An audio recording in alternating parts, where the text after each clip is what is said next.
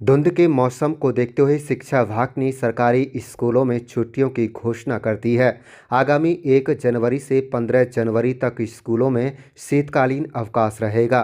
जिला शिक्षा अधिकारी राजेंद्र शर्मा ने मीडिया से बातचीत करते हुए कहा कि शिक्षा विभाग से पत्र प्राप्त हो चुका है। उन्होंने कहा, स्कूली बच्चों को छुट्टियों का बहुत बेसब्री से इंतजार होता है, लेकिन पढ़ाई में छुट्टियों के दौरान गैप नहीं आना चाहिए।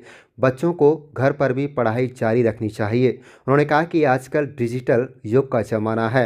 एआई तकनीकी से भी बच्चे काफ़ी काम की बातें सीख व जान सकते हैं। उन्होंने कहा है कि छात्रों के लिए छुट्टी की घोषणा किसी पर्व की तरह होती है।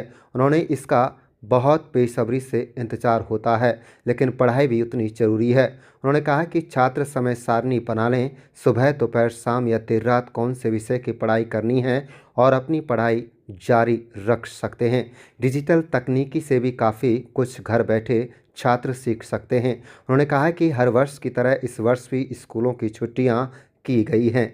इस दौरान कड़ाके की ठंड पड़ती है। बच्चों को शारीरिक रूप से स्वस्थ रखने के लिए छुट्टियों की घोषणा हर साल की जाती है, लेकिन अधिकतर बच्चे पढ़ाई जारी रखने के बजाय खेलों पर अधिक ध्यान देते हैं। लिहाजा शीतकालीन अवकाश में स्कूलों में भले ही छात्र न आएं, लेकिन अपनी पढ़ाई इस तरह जारी रखें ताकि उनको परीक्षा के समय किसी प्रकार की कोई दिक्कत न हो। पत्र में लिखा गया है कि 10वीं 12वीं बोर्ड परीक्षाओं के प्रैक्टिकल के लिए छुट्टियों में भी छात्रों को बुलाया जा सकता है। आप देख रहे हैं नुह मेवात से लियाकत अली की रिपोर्ट।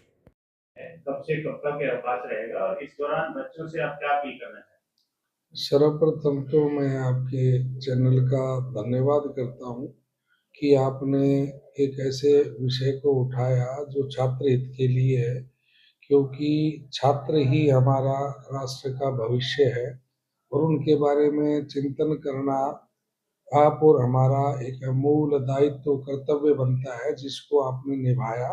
तो मैं पुनः आपका धन्यवाद करता हूँ। आपने जैसे बताया कि बच्चों के शीतकालीन अवकाश अभी हमारे 1 जनवरी से 15 जनवरी तक हो रहे हैं। आप और हम विद्यार्थी जीवन की बात करें तो विद्यार्थी को थोड़ा-सा अवकाश से विशेष प्रेम होता है। ये मानसिक भी चिंतन का विषय है। परंतु आज ज़माना वैश्वीकरण का है। हर माता-पिता ये चाहता है कि हमारे बच्चे अच्छा पढ़ें। तो इस विषय में मैं अपने विद्यार्थियों से चाहूँगा कि भई वो छुट्टियों का तो आनंद लें, और साथ-साथ में अपने इस एजुकेशन का जो सिलेबस का है, उसमें गैप न आने दें। उसको प्रातः अपने बिस्तर में बैठ कर के मंथन करें, चिंतन करें, पढ़ें।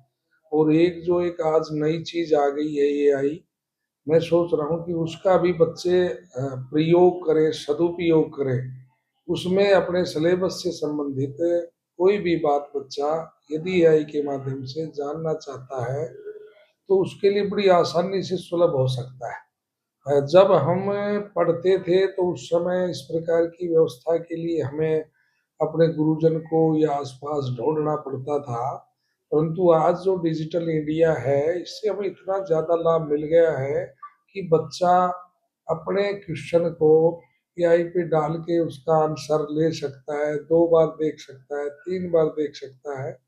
तो मैं अपने विद्यार्थियों से ऐसी आशा रखूँगा कि मेरे बच्चे इसको अकेला केवल अवकाश ना समझें, आनंद लें, पर अपने घर में बैठ कर के, बिस्तर पे बैठ कर के अपना टाइम टेबल बनाएँ, समय सारणी अपनी घर की भी बना लें कि मैंने 2 विषयों को या 3 विषयों को प्रातः पढ़ना है, 3 विषयों को शाम को पढ़ना है, बीच में जैसा वो सुलभ समझें।